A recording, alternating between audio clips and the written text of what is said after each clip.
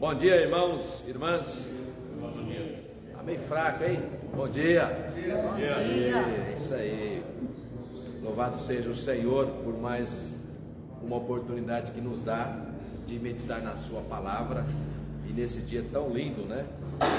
Eu já cheguei hoje na porta falando para as irmãs, ó, aproveitem, porque quarta-feira, de acordo com a previsão, é 80% de chuva, 80% de chance de chuva e temperatura máxima 17, né? Então, hoje e amanhã são dias ainda que o sol vai nos visitar, né? Vou convidar você para abrir a palavra do Senhor no capítulo 21, último capítulo do Evangelho de João, e vamos refletir sobre alguns perigos que eu quero chamar de feridas do esfriamento da fé. Perigos que o crente tem de administrar sob risco de um esfriamento na fé, e uma fé esfriada é uma fé que nos traz feridas, muitas vezes que não se cicatrizam, comprometendo assim a nossa caminhada de fé. Então é o tema que nós queremos refletir com vocês nesta manhã, também aqueles que vão nos acompanhar de casa, sobre o tema então, as feridas ou os perigos do esfriamento da fé. João, no capítulo 21, a leitura do verso 1 até o verso 14. João 21, verso 1 ao verso 14. Como é do nosso hábito, cada um de nós poderá ler um versículo em voz audível. Vou começar lendo o verso 1. Então, João 21, do verso 1 ao verso 14, inicialmente. Depois disto, tornou Jesus a manifestar-se aos discípulos juntos do mar Tiberíades, e foi assim que ele se manifestou. Estavam juntos Simão Pedro, Tomé, chamado Dídimo, Natanael, que era de Caná da Galileia, os filhos de Zebedeu e mais dois dos seus discípulos. Simão Pedro disse aos outros: vou pescar. E o outro respondeu: nós também, vamos com você. Foram e entraram no barco, mas naquela noite não pegaram nada. Mas ao clarear da madrugada, estava Jesus na praia. Todavia, os discípulos não conheceram que era ele. Disse-lhes, pois Jesus: filhos, tendes alguma coisa de comer? Responderam-lhe: não. Então lhe disse: lançai a rede à direita do barco e achareis. Assim fizeram, e já não podiam puxar a rede, tão grande era a multidão.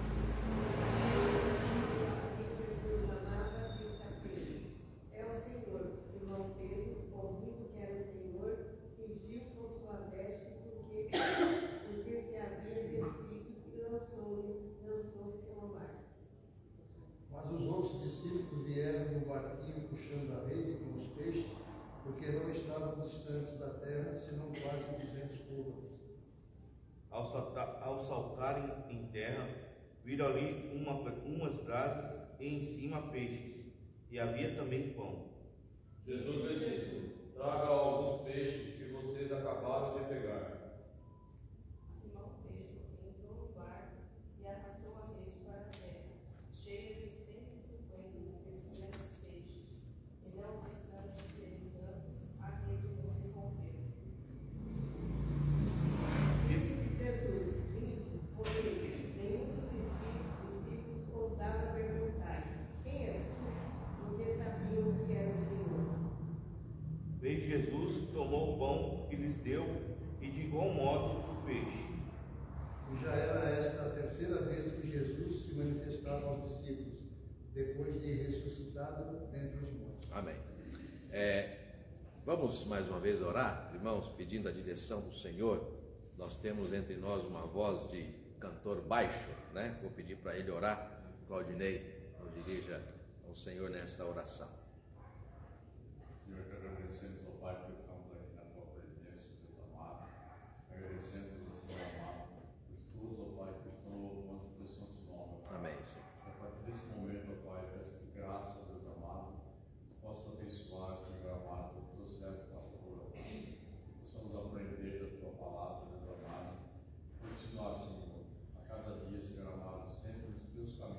Sim, Senhor. Em nome de Jesus Cristo, peço e agradeço. Amém. Amém.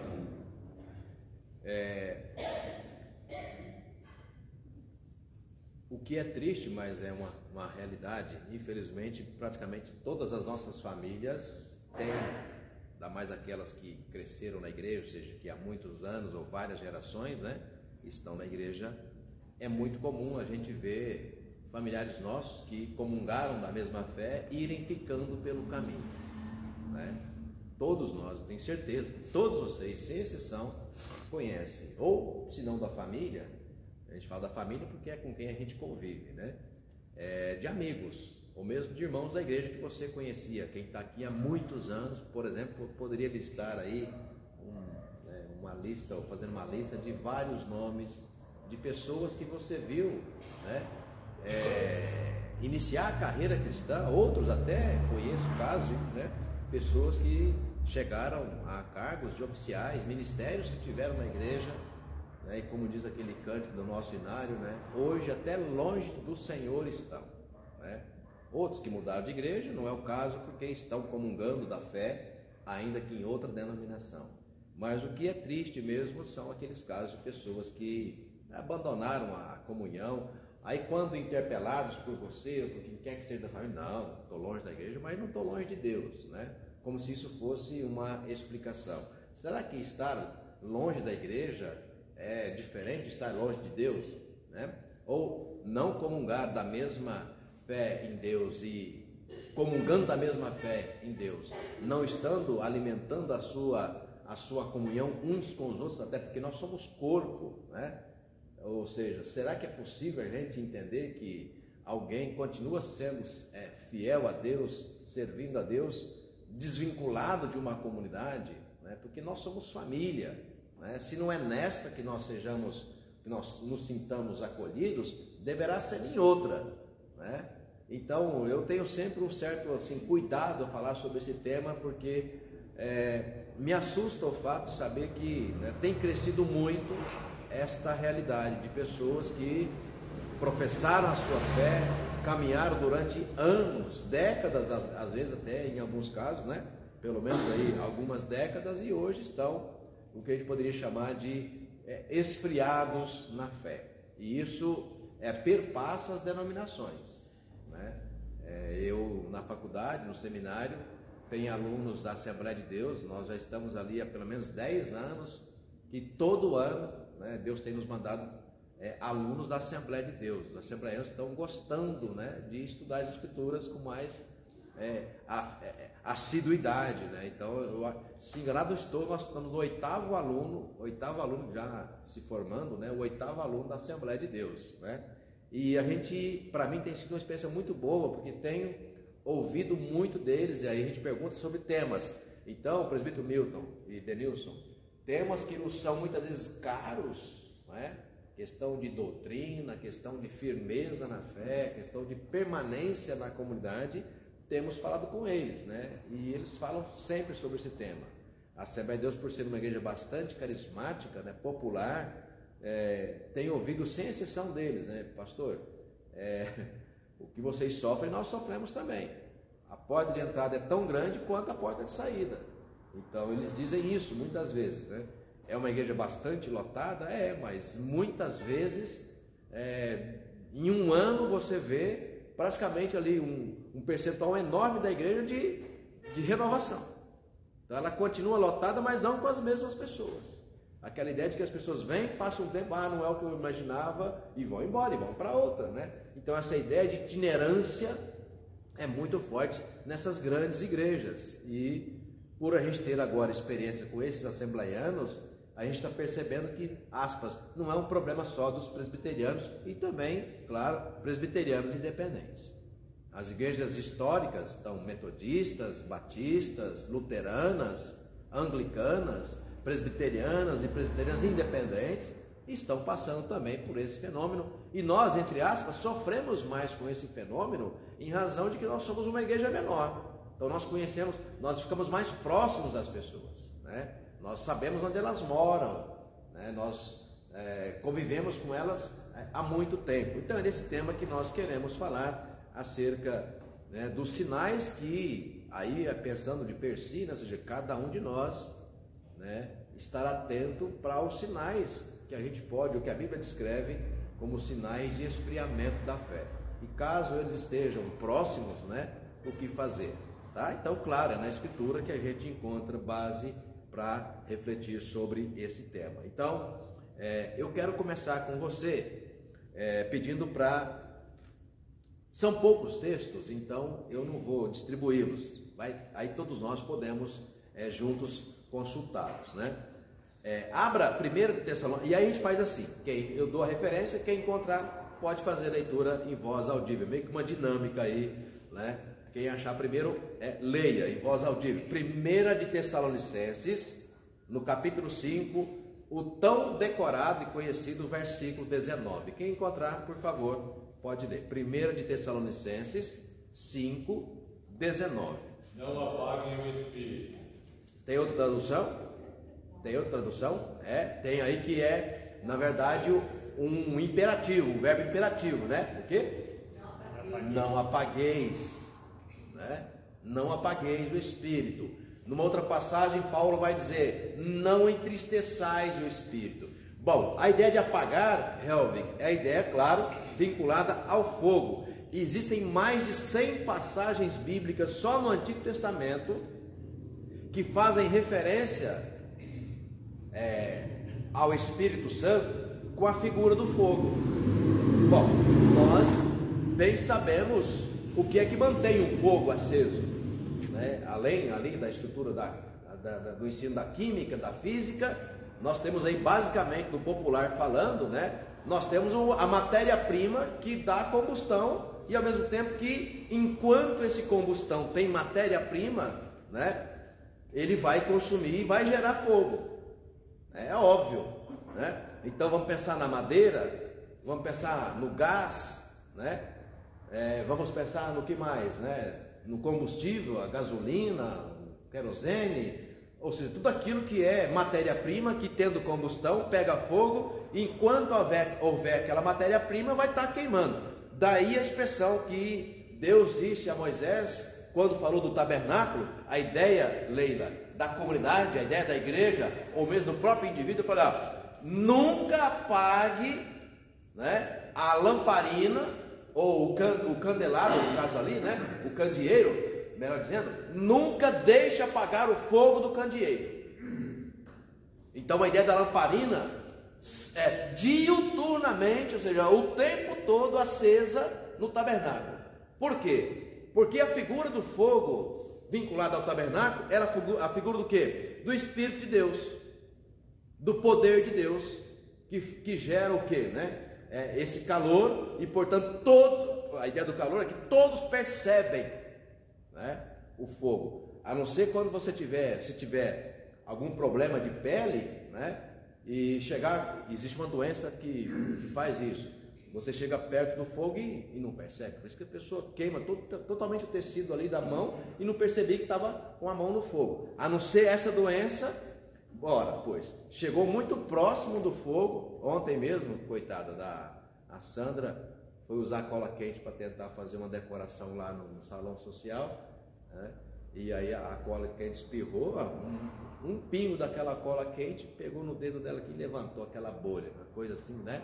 Então percebe que a figura do fogo que foi utilizada no Antigo Testamento para dizer o seguinte: olha, é impossível, Dona Rosa, é impossível Deus estar presente e a gente não perceber, né? Tal qual é impossível estar próximo, quanto mais próximo do fogo, mais alerta ele nos passa, porque a temperatura é muito forte. Então quando Paulo, já que o Beto leu, quando Paulo fala não apagueis o espírito, ele está usando uma linguagem figurada para dizer o seguinte: olha, o que é o combustão do Espírito Santo? Senão os meios de graça que o próprio Deus nos deu, né? Uma vida de oração, uma vida de comunhão, uma vida de leitura da palavra e, sobretudo, uma vida do quê? Né? Uma vida vinculada à nossa família da fé, que é a vida da comunidade, que a gente abraça pessoas, que a gente se sente abraçada, que a gente conta testemunho, que a gente ouve testemunho, que a gente ouve a pregação da palavra, que a gente participa, sobretudo, e é um mandamento divino, um mandamento de Jesus, né? Quando fala da Santa Ceia do Senhor, né? Tomar a Eucaristia, tomar a ceia do Senhor, até aquele último dia, quando Cristo voltar e junto das suas ovelhas celebrar a última ceia. Percebe? Então é na igreja que nós temos esta matéria-prima, né? Onde, e não é nesta igreja, é nesta também, mas é numa igreja. Percebe? Então quais são os sinais que a gente vai percebendo, que a vida cristã vai deixando ou vai nos mostrando, que podem revelar que nós estamos nos esfriando na fé, né? Então o primeiro sinal, quando Paulo fala, cuidado, o sinal é a presença discreta do Espírito Santo no seu coração. Ah, pastor, como se dá isso, essa presença discreta, né? É você ir perdendo o interesse pelas coisas de Deus. Quando a gente perde o interesse de orar, quando a gente perde o interesse de ler a palavra, quando a gente perde o interesse de ir à igreja, que pode ser nesta ou em outra, quando a gente perde interesse de entender a importância, dona Isabel Bronzatti, que a Santa Ceia representa na vida de um crente, que a gente acha, por vezes, que pode parecer um ritual, mas não, é mandamento do Senhor. Aliás, Jesus deixou apenas 2 mandamentos que os presbiterianos, ou os reformados, chamam de sacramentos, né? Mandou batizar e mandou o quê? Celebrar a ceia. Batizar uma vez, porque é quando nós entramos no caminho, né, da fé cristã, e a Eucaristia, porque todas as vezes que comerdes esse pão, beberdes esse cálice, anunciais a morte do Senhor até que Ele venha. Quando hei de beber novo convosco, em casa você não toma a Santa Ceia, né? Porque biblicamente são aqueles que foram preparados por Deus. Não tem privilégio nenhum, pastor, pastora, não. Mas, biblicamente, foram eles que foram, desde os sacerdotes do Antigo Testamento, foram eles que foram, como se diz, separados para esse ministério. E aos presbiterianos independentes, por exemplo, eu só posso levar a Santa Ceia na casa de um crente quando esse crente estiver impossibilitado de vir à igreja. Vou abrir um parênteses aqui e brincar, né? Mas falando sério, conheço um pastor, até porque o que eu vou falar é interessante e ele é amigo meu, se ouvir não tem problema, né? Ele falando que um dia o presbítero falou assim, pastor, tem que levar ceia na casa do fulano, né? Pastor Esni, pastor da igreja da Vila Dom Pedro, presidente do Ipiranga. Pastor Esni é professor também no seminário, e aí ele é uma pessoa bastante firme assim.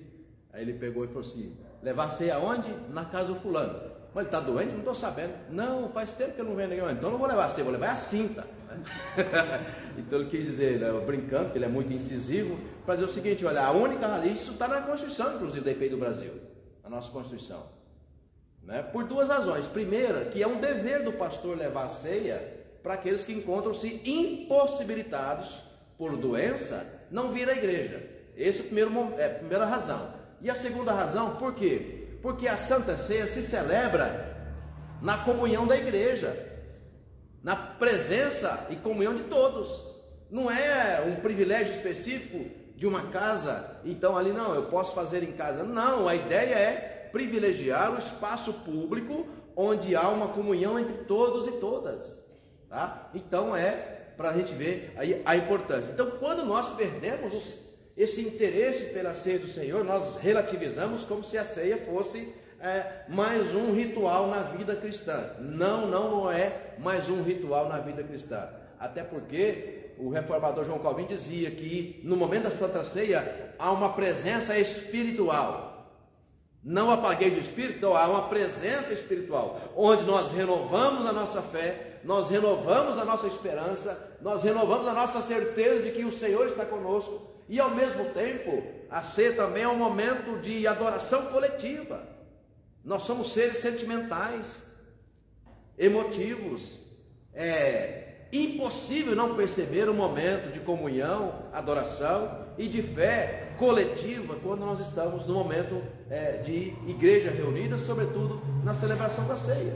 Então são sinais que a vida cristã vai deixando, que a gente precisa estar atento, que pode caracterizar esfriamento da fé.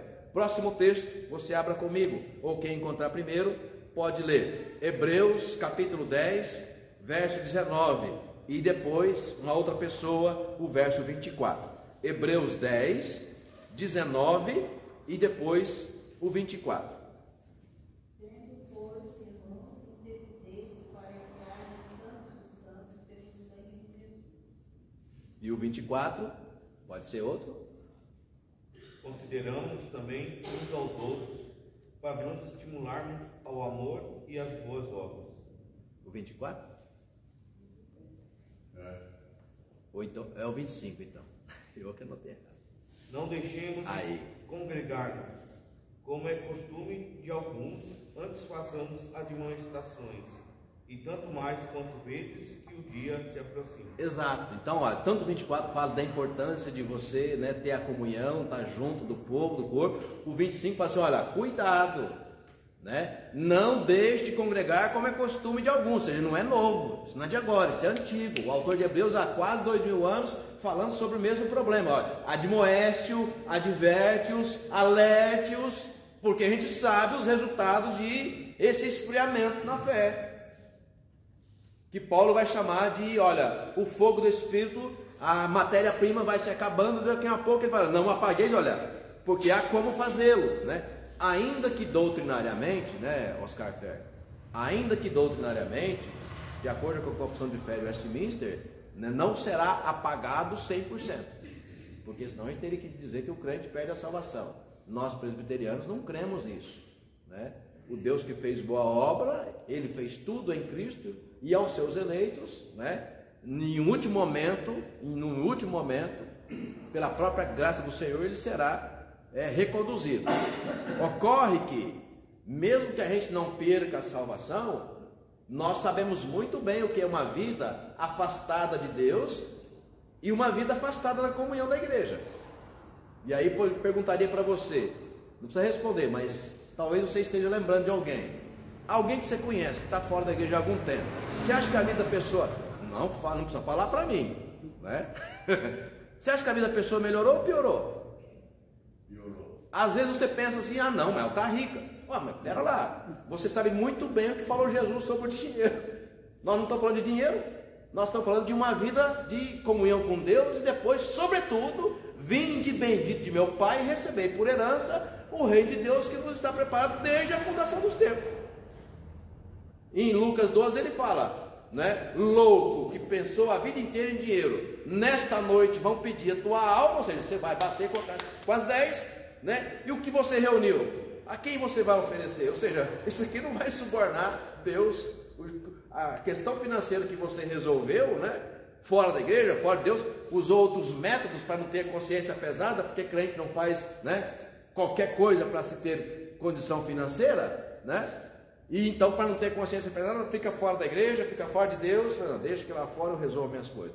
E às vezes até resolve, mas alguém já disse aí, né?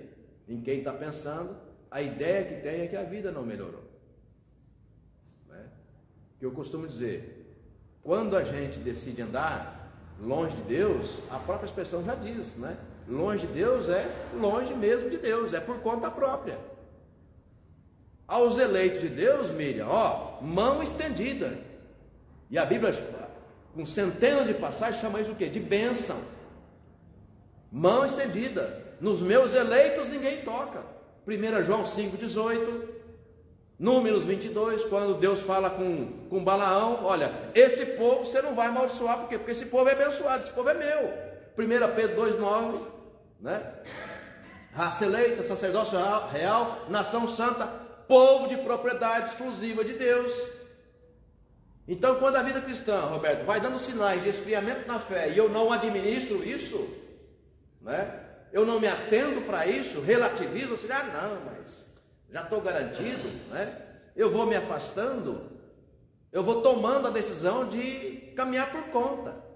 E quando a gente caminha por conta, alguém aqui já diz, mas outros também, eu na minha família mesmo, família de sangue.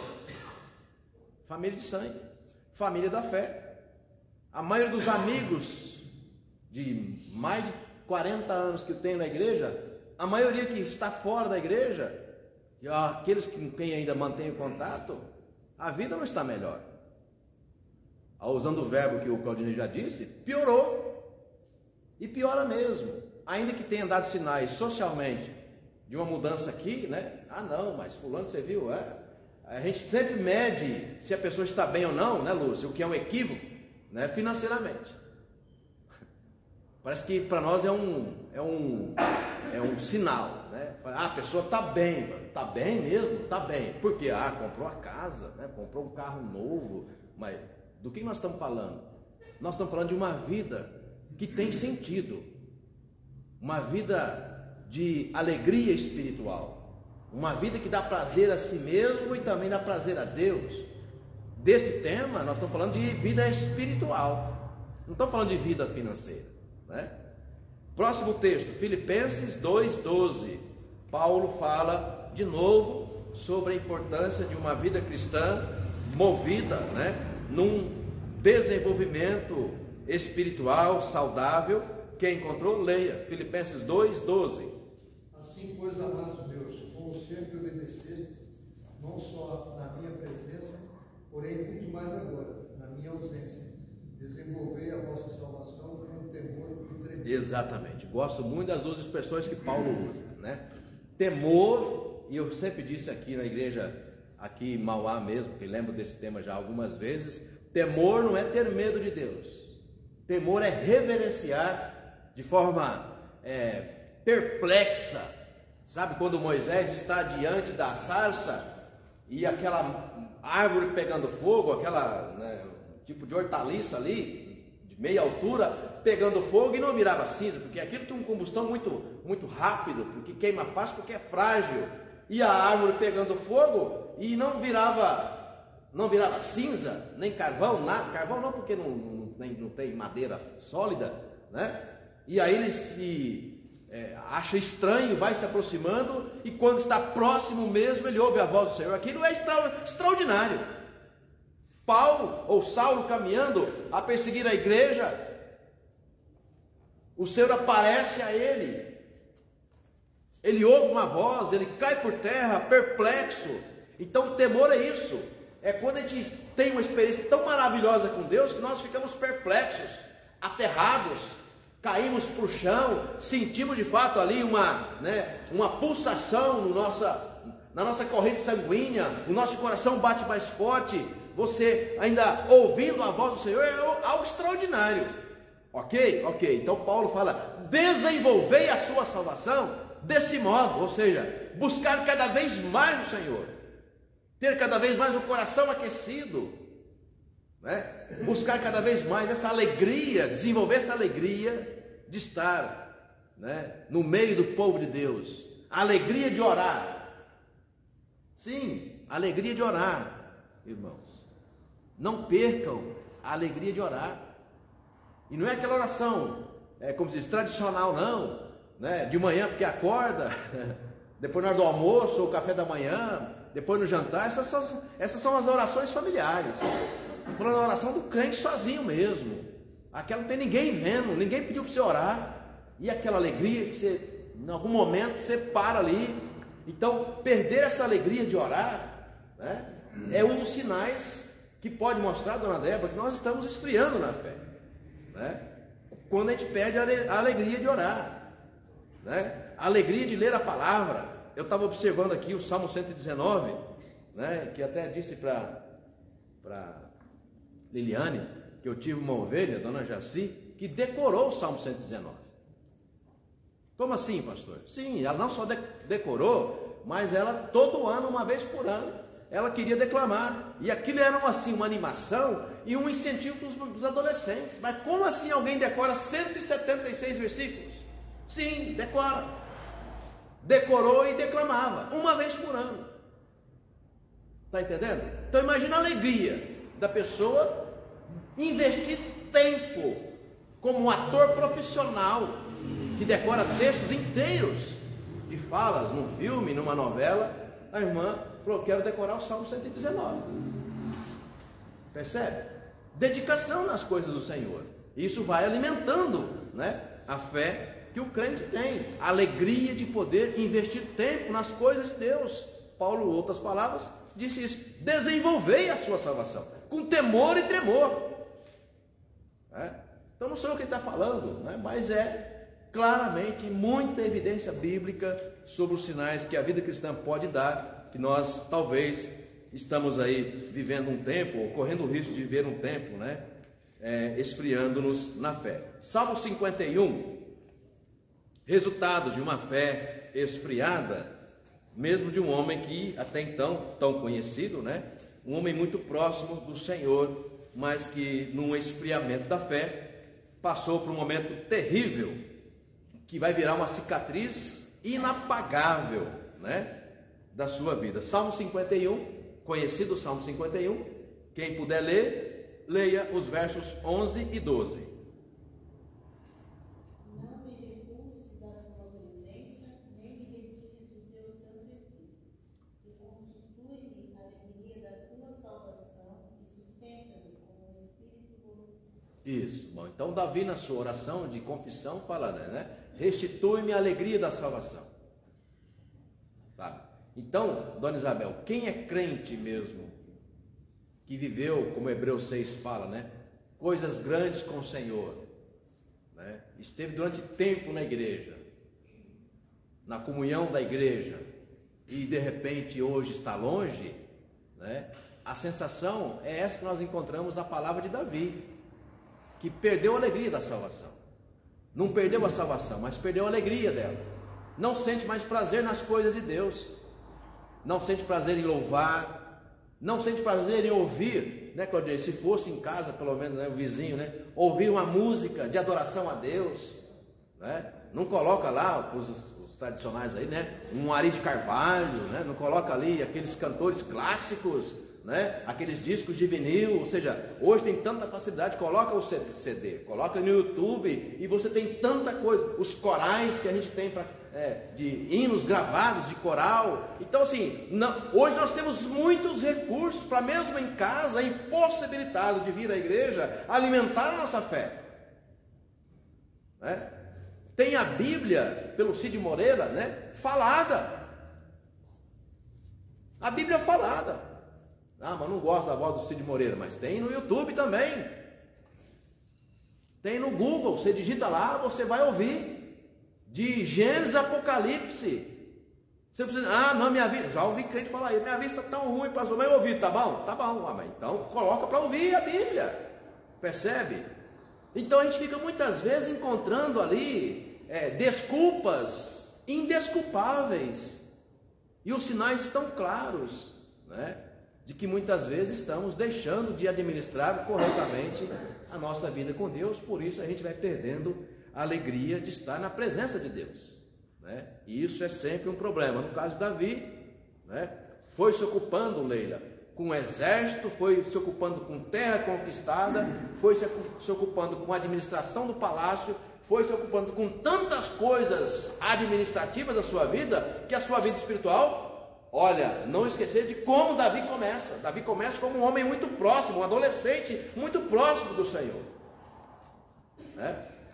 E depois foi se ocupando com tantas coisas na vida, que vai vir ali a experiência que começou com ele, viu? Não com Batseba.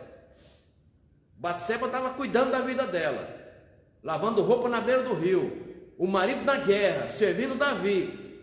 Davi levanta lá de manhã, vai na sacada gourmet, rico, poderoso, entendeu? Olha lá embaixo, vê a mulher tomando banho, pergunta quem é, e já chegam avisando, leia o texto depois, já chegam avisando para ele, olha, é a mulher de Urias.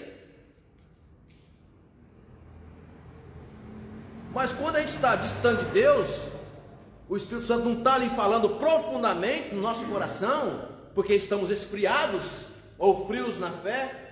O Espírito Santo meio que, aí 1 de Tessalonicenses 5,19, quase que apagado, né? Ele fala, quem é Urias? O que importa é meu desejo, manda. E ela vem, Ele é o rei. Percebe? Filho pródigo, a mesma coisa. Será correta?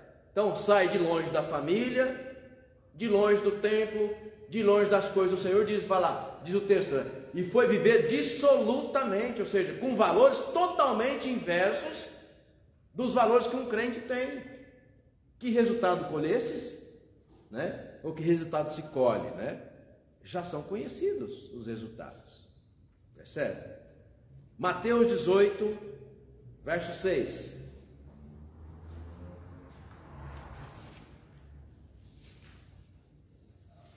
Quem encontrou, por favor, leia. Mateus 18, verso 6. Qualquer, porém, que fizer tropeçar a um desses pequeninos que creem em mim, melhor lhe fora que se lhe pendurasse ao pescoço uma grande pedra de moinho e fosse afogado na profundeza do mar.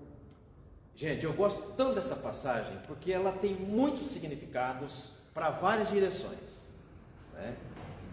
Um significado é para os próprios crentes da comunidade. Fala assim, olha, cuidado com as suas atitudes. Será que a sua atitude não está tirando ninguém da igreja? Porque para nós presbiterianos é tão difícil, né, atrairmos para a mensagem que nós passamos, né? É tão difícil atrair, dona Rosa, um novo crente para a comunidade, né? E por vezes, se a gente não administrar bem a nossa vida com Deus, o nosso fogo no coração, né, a gente com a nossa atitude pode tirar. Pior do que não trazer ninguém para a igreja é tirar, né? Abrindo aspas aqui, certa vez, nessa relação às vezes de pastor e conselho, que nem sempre é uma relação boa, em alguns casos, se mal administrada, torna-se muito ruim mesmo. E aí certa vez um pastor, foi meu pastor há um tempo atrás, e uma relação ruim com o conselho dele, né, um presbítero falou para ele, o senhor está aqui há 4 anos e a igreja não cresceu. Desse jeito o pastor, né? A igreja está aqui, o senhor está aqui há 4 anos e a igreja não cresceu. Aí o pastor virou para o presbítero e falou, o senhor está aqui há 40, quantas vezes o senhor trouxe para cá? Né? Então aquela coisa que, assim, difícil. E às vezes o que a gente fala, né? Então, Jesus, o primeiro significado desse texto, Jesus falou, olha, cuidado com o escândalo, porque ai de vós, pela vossa atitude, fazer tropeçar um desses meus pequeninos. E a gente acha que Deus não cobra, se não cobra, ele está falando que cobra, né? Então, às vezes o nosso testemunho, a nossa frieza espiritual, e às vezes, irmãos, a gente pode estar frequentando a igreja e estar frio no coração, né? Então, ter o cuidado também de a nossa atitude não está tirando ninguém da igreja. No caso, o texto base da nossa lição, a gente vai voltar para ele daqui a pouco, né? Pedro fala, vou pescar. Então ali, presbítero Milton, claramente Pedro está desmotivado na sua fé, desesperançado e até mesmo frustrado com os resultados finais daquilo que ele estava avaliando, até porque a avaliação dele estava equivocada. Para a avaliação dele qual que era, né? Não, Jesus não ressuscitou, e as mulheres que falaram que ele ressuscitou, elas estão malucas, elas estão doidas. As 3 Marias, né, que viram o anjo e depois ouviram a voz, né, do anjo dizendo, por que procurais dentre os mortos aquele que vive? Vai a Jerusalém e anunciem. Ela chega e anuncia aos apóstolos, vocês estão loucas. Por isso que o texto aqui de João, olha só, vamos conferir lá de novo? João 21, verso 14. A cena era uma cena do quê? De descrédito, né? E no verso 14, dá informação muito importante, quando diz aí, ó, e já era esta, vocês sabem a diferença de esta para essa, né? Essa é geral, esta é essa aqui, ó, que todo mundo está vendo, ou seja, ô marmanjos, esta já é a 3ª vez que Jesus se manifestava a eles e eles continuavam incrédulos, né? Incrédulos. Então, quando Pedro fala, vou pescar, ele está desistindo de tudo E pior, já falei isso aqui uma outra vez, umas outras 2 ou 3 vezes eu lembro de ter falado desse tema aqui na igreja, citando aqui e ali, em pregações e estudos bíblicos, né? Pior do que você, desmotivado na fé, abandonar a igreja, é ainda levar companhia. É o que Pedro faz aqui, né? Volte lá para o verso 2, João 21, verso 2. Olha só, estavam juntos Simão Pedro, Tomé, então ó, é Pedro, Tomé 2, Natanael 3, depois os filhos de Zebedeu, né? Mais 2, então já são 5, né? E mais 2 dos seus discípulos, 7. Então Pedro toma uma decisão, Oscar, e ainda leva mais para não ficar sozinho, né? Para ele ter razão. Não, mas você viu? Ih, fim de feira. Aquele pastor lá, não é do ramo não, vamos embora, né? Aí começa a arrumar, né? É gente colocando ovo de serpente na igreja, né? Sabe que vai nascer cobra. E às vezes fica ali alimentando. Então a pessoa já não ora há muito tempo, né? Falta muito a igreja, não lê a palavra, não canta mais, porque cantar é um sinal de louvor a Deus e também de temor do Senhor. Ou seja, vai esfriando na fé, ainda que participando da igreja, mas aí quer ir embora, não aguenta mais vir, vem por dor de consciência às vezes, né? E fica tentando encontrar uma razão, até alguém te dá essa razão, né? Encontrar uma razão para não vir mais. Então, quando Jesus fala com o tropeço ou o mau testemunho, o que é o mau testemunho? Às vezes uma palavra, né? Às vezes uma palavra que você fala que para você é sem sentido, mas se aquela palavra que para você era simples, tirou alguém da igreja, é sua responsabilidade. Você vai buscar de volta a ovelha. É sua responsabilidade. Mateus 18, 6, você leu aqui. Ai de vocês que tirar ou afastar por conta de palavra, de um testemunho ruim, né? Afastar um desses meus pequeninos, né? A palavra de Jesus é dura, mas é a realidade, né? Então cuidado com o que a gente fala, cuidado com o jeito da gente olhar, né? Cuidado do jeito da gente responder. E às vezes Deus coloca espinho na carne da gente. Sabe aquele crente que todo domingo, cadê seus filhos? Minha mãe passou por isso. Uma irmã abençoada, todo domingo, ô Isaí, minha mãe tinha 6, né? Quando muito ela levava 2 ou 3, mas levar a geração inteira é difícil, né? Aí chegava, cadê seus filhos? Aquela irmã, todo domingo, cadê seus filhos? Aí um dia, ela, depois de muita oração, ela não aguentou mais, estão no mesmo lugar que os seus, irmão. Né? Ou seja, fora da igreja. A irmã, com o filho fora da igreja, perguntando para minha mãe cadê os filhos dela. Percebe? Então, assim, não são coisas. Imagina se fosse o contrário. Irmã, vamos fazer uma campanha de oração? Desperta a Débora, mãe de joelho, o quê? Filhos em pé. Olha como seria diferente. Mas não, vai lá, cadê teus filhos? Cadê teus filhos? Isso ajuda? Não, está ferindo, que a mãe queria ter todos eles aqui. Então dizer para ela que os filhos dela não estão na igreja, não está ajudando. Percebe? Não está ajudando. Então se não vai ajudar, não faça. Inverta, usa outra arma, né? Poderosa, né? Um dia a irmã chegou, falou assim para o presbítero, para ferir o presbítero, né? Ó, na hora da oração, o seu filho estava de olho aberto. Aí o presbítero falou para ela, mas como é que a senhora sabe disso? Percebe? Então são palavras que não abençoam, são palavras que não edificam e vão dando sinais de que nós estamos perdendo o controle da administração da nossa fé, da nossa comunhão com Deus. Então aquilo que não edifica, você já tem a resposta. Então você não deve falar, não deve pensar, não deve fazer. Por quê? Porque não vai te ajudar, ao contrário, vai te atrapalhar. Então Pedro fala, não acredito na ressurreição de Jesus, isso é demais para mim, tá? E aqui não está no texto isso, mas dá para a gente pensar sobre tudo isso.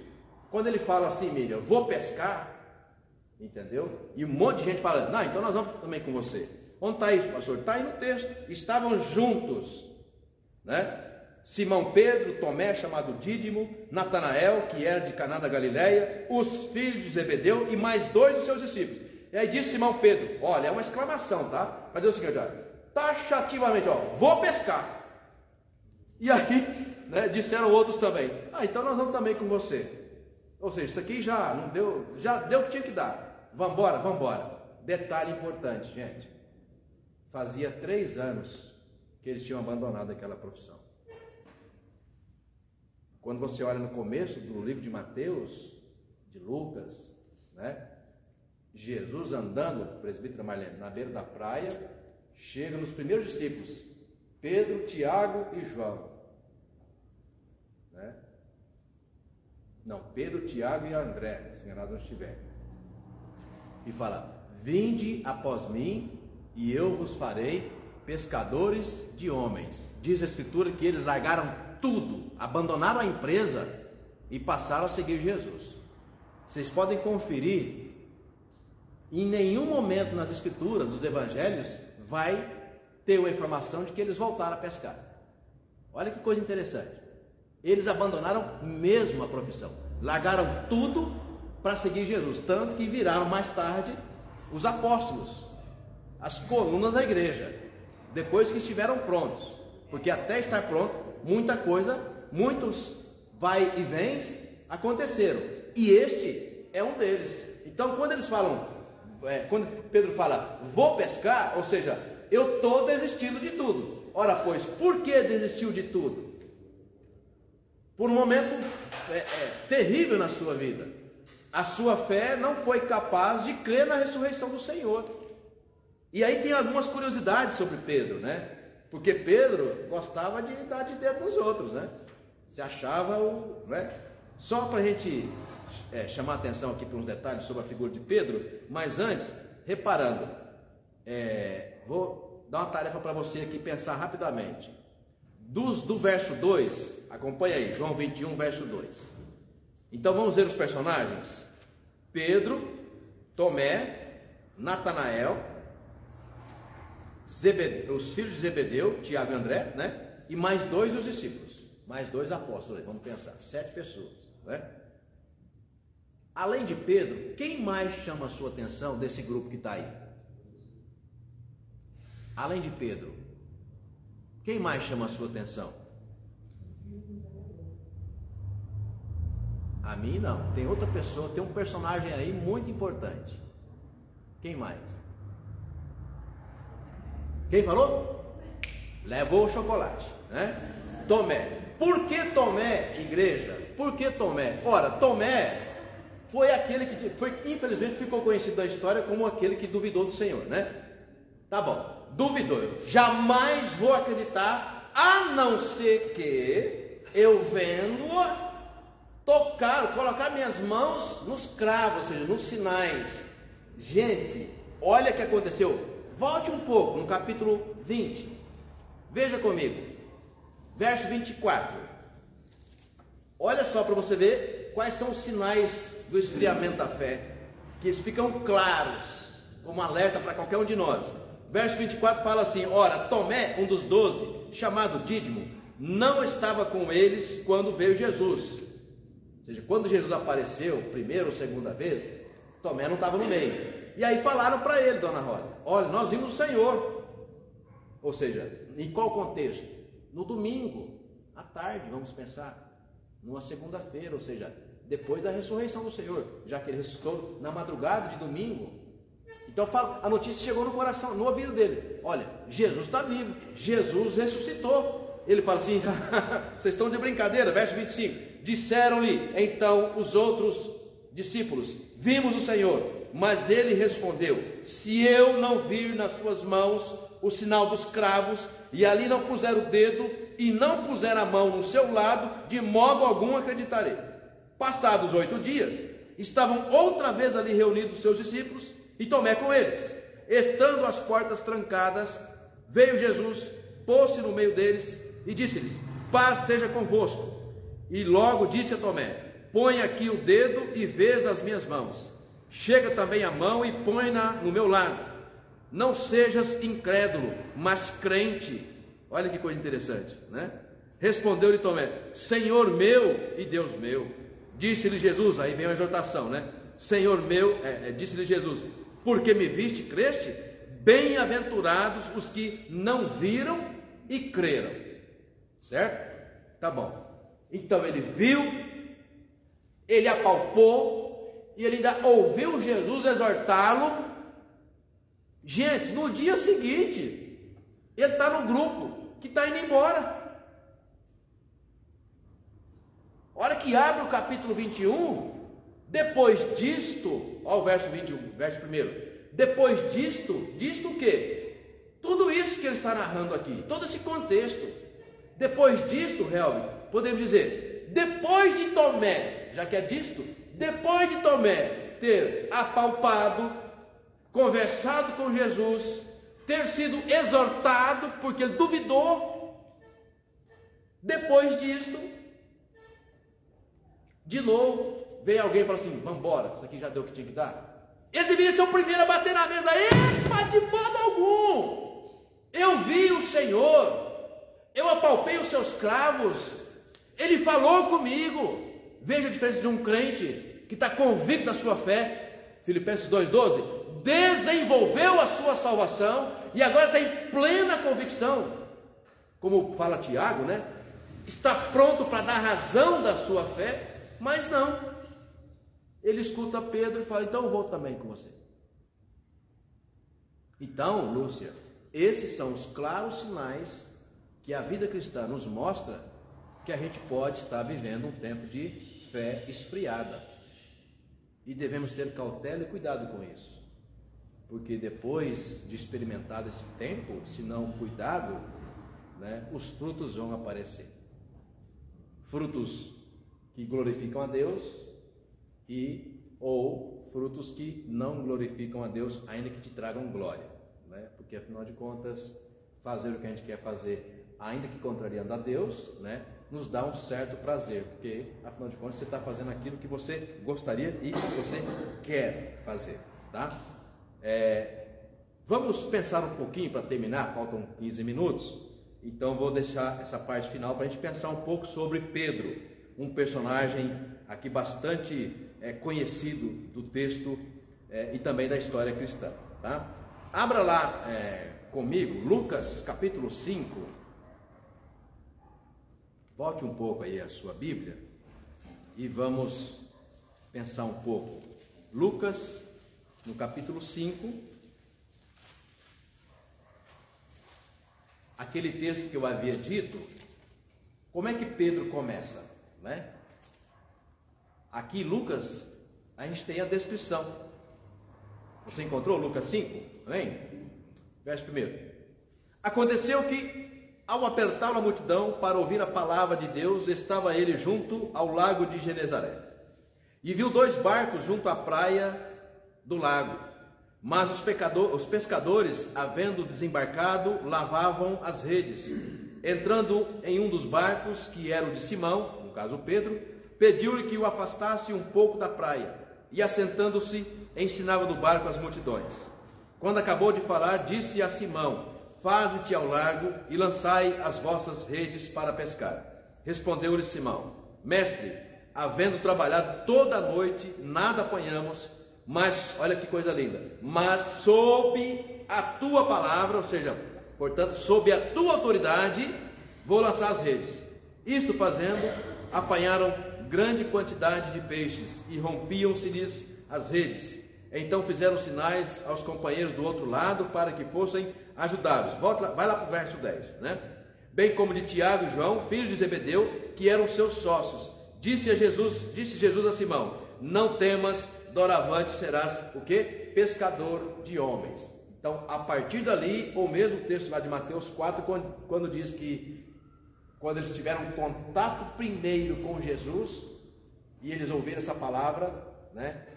Vinde e eu vos farei pescadores de homens, eles abandonam tudo e passam a ser discípulos de Jesus. Então, não há dúvida, Denilson, que quando Pedro aqui, já lá nos finalmente, dias depois da ressurreição de Jesus, Pedro diz: vou pescar, ele está sim abandonando tudo. Então a pergunta é sempre: como abandonar tudo depois de tudo que você viveu? Ora pois, gente, Pedro é o cara que ouviu a expressão de Jesus: olha, quem vós dizeis que eu sou? Pedro fala, né? Tu és o Cristo, o Filho do Deus vivo. Então Jesus fala, bem-aventurado Simão, Bar-Jonas, porque não foi carne nem sangue que te revelaram, mas sim o Espírito de Deus. Aí ele fala, sobre esta pedra, ele entrega as chaves, né? Sobre essa pedra edificarei a minha igreja. O que ligares na terra, porque tu és Pedro, e sobre essa pedra edificarei a minha igreja. E o que ligares na terra será ligado no céu, o que desligares na terra será desligado no céu. Então há aquela ideia de que Pedro foi ali nomeado a primeira coluna da igreja cristã. Tanto que é com esse texto que a tradição católica romana diz que a sucessão papal vem desde aquela palavra que foi dita de Jesus a Pedro. É uma interpretação meio que forçada do texto, mas aquele momento diz claramente que Pedro era uma grande coluna da igreja.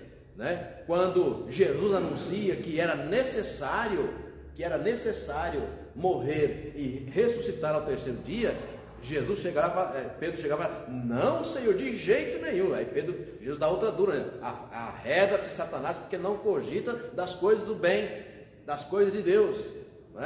Outra vez, Jesus fala sobre Pedro negar, um de vós me negará. Pedro fala assim, olha, qualquer um desses aqui fraco na fé, aqui já é grifos meus, tá?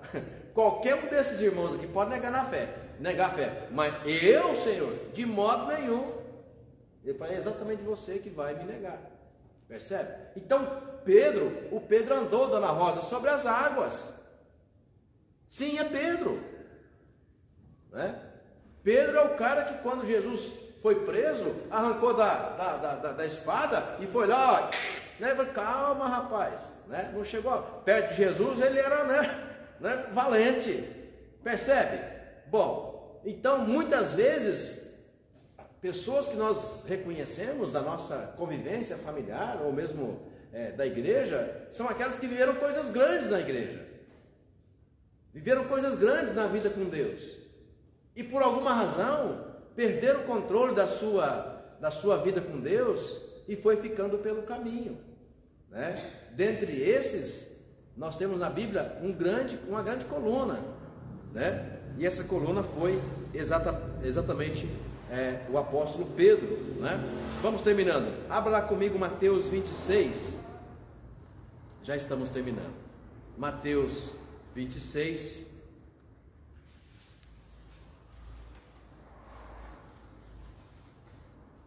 31 a 35. Pode ler? Pode ler, por favor.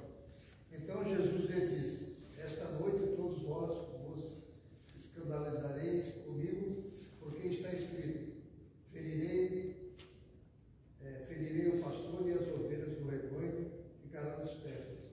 Mas depois da minha ressurreição, irei adiante de vós para a Galiléia.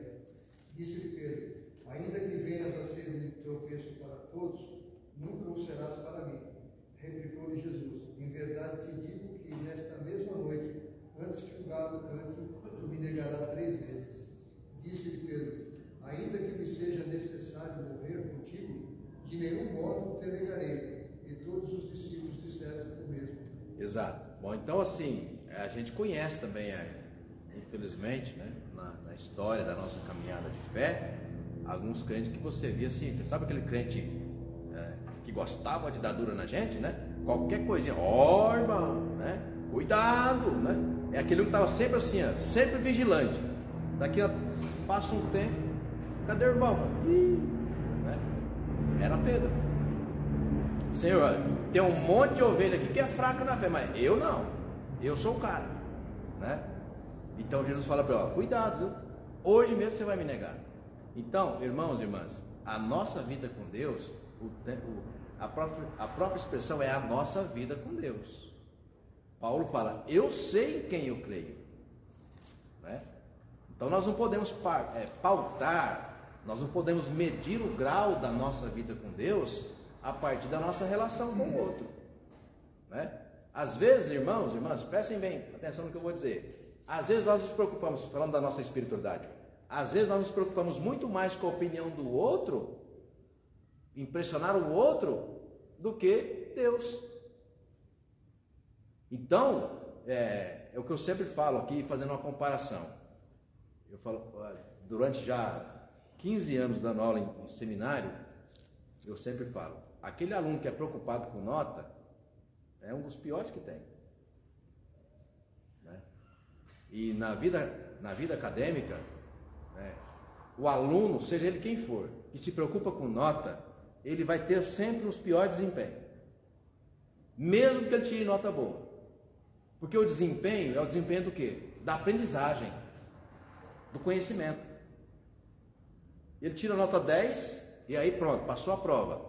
Um mês depois, se você aplicar a mesma prova, de surpresa para ele, ele vai tirar 0. Ou a nota baixa. Porque ele treinou o cérebro para fazer aquilo. Ele não se preocupa com a aprendizagem. Né? E ao longo desses anos todos trabalhando com educação, o que eu percebo é que as pessoas que se preocupam em aprender, em avançar no conhecimento, são aquelas que com o tempo demonstram o quê? Maturidade no conhecimento, né? O que Paulo Freire chamou de uma educação libertadora é de autonomia, ou seja, você aprendeu, você aprendeu. Você não decorou para tirar prova, tirar nota. Não, você aprendeu. Né? Então, por que eu estou dizendo isso? Que quando nós temos plena convicção de quem nós somos e do lugar que Deus ocupa na nossa vida, o resultado, aspas, para impressionar o outro será natural. Já que a sua preocupação, às vezes, é impressionar o outro com a sua vida espiritual, né? Então eu costumo dizer sempre o seguinte: impressione primeiro a Deus. Porque se você impressionar a Deus, com certeza o outro vai perceber. Quando você inverte é que não dá certo. Né? Então, quando a gente vive intensamente a nossa vida com Deus, porque Ele é de fato o nosso alvo, o nosso testemunho para com o outro será natural. Né? Quando a gente inverte isso, né, é como um castelo de cartas ou de areia.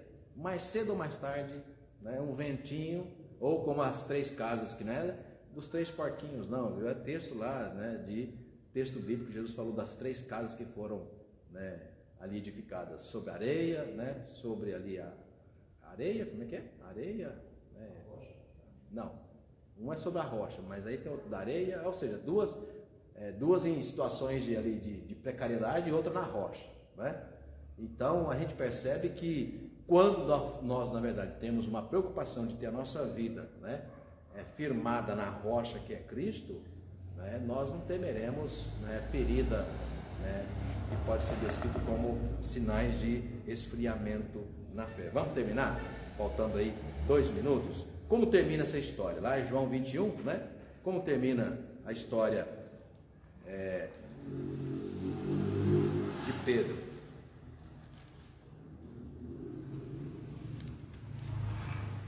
Bom, então eles vão pescar. Na primeira noite, desculpa, que volta à profissão, uma negação, uma vergonha. Passaram a noite inteira, o que aconteceu? Apanharam nada. Né? E aí tem alguns exemplos contrários, viu, Roberto? Já que vamos trabalhar, vamos sair daqui, vamos trabalhar, vamos cuidar da vida, né? Tem exemplos contrários. Gente que abandonou a igreja, foi trabalhar, ganhou dinheiro, está rico. Poderia ser uma coisa aqui semelhante a essa. Então eles não ficaram ricos, não foram bem-sucedidos, Edna, naquela primeira noite. Por quê? Porque eu tenho plena convicção, até porque o resultado depois vai mostrar isso, porque Deus tinha um propósito para eles.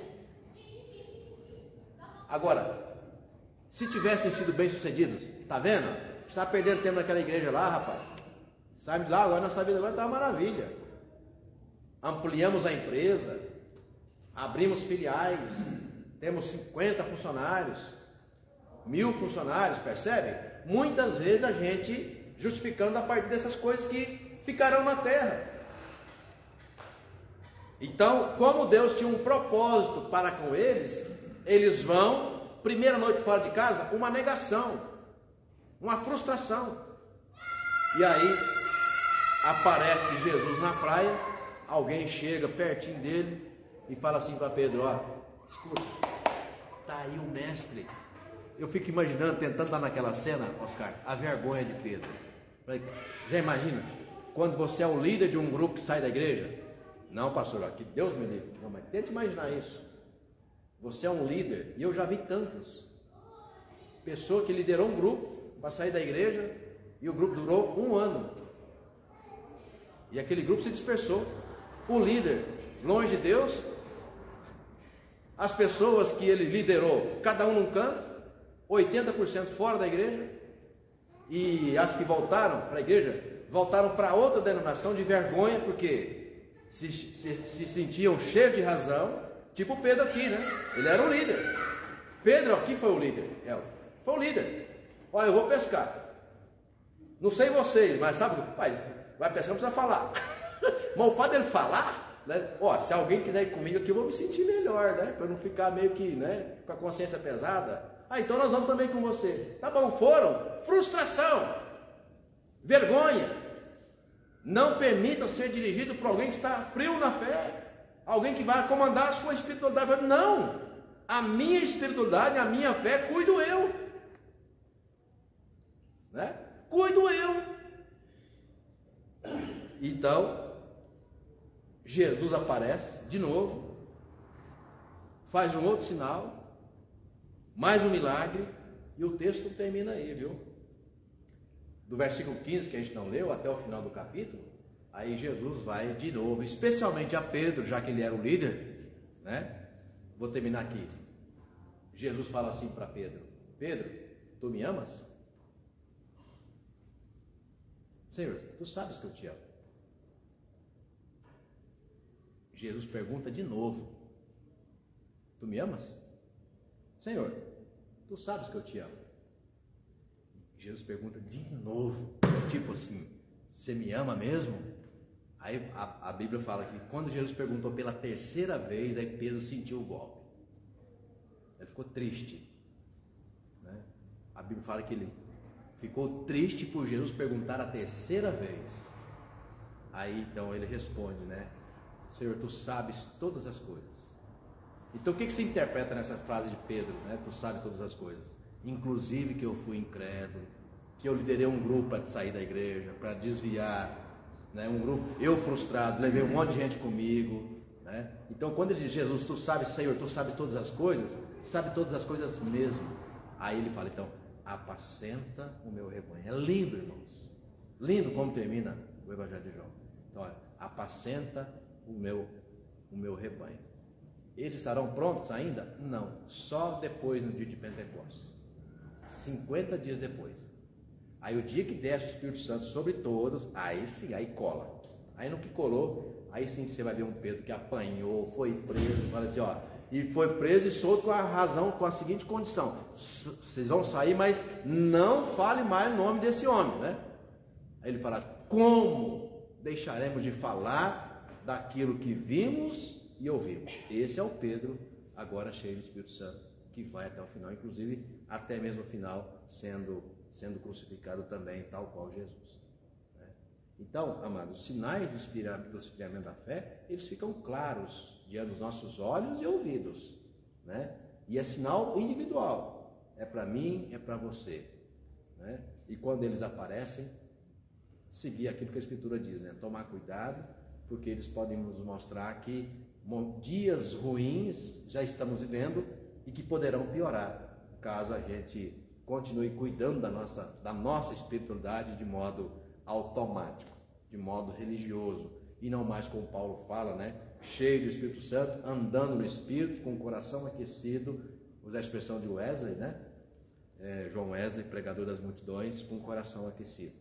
Dizia Wesley, né? Sobre o pregador: ou você bote fogo nesse sermão, né? Ou, Oscar, ou bote esse sermão no fogo, ou seja, não serve para nada, né? Então, assim, era fala de um homem bastante íntimo do Senhor, com um coração aquecido, porque entendia que as coisas de Deus tem que viver sempre, né, com o tanque cheio. Que Deus, assim, irmãos e irmãs, nos abençoe, né, em nome de Jesus. Vamos terminar orando. Damos-te graças, Senhor, por esse tempo precioso na tua presença.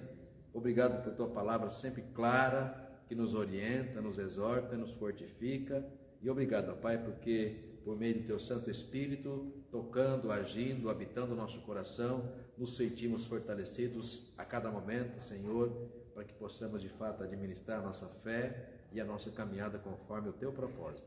Seja, ó Deus, gracioso conosco, nos abençoando, permitindo que cada um de nós, ó Pai, seja conduzido conforme o Teu propósito na caminhada da fé, rumo à morada celestial. É o que nós te pedimos, agradecidos em o nome de Jesus. Amém. Amém. Deus nos abençoe, irmãos e irmãs, a cada um de nós, em nome de Jesus.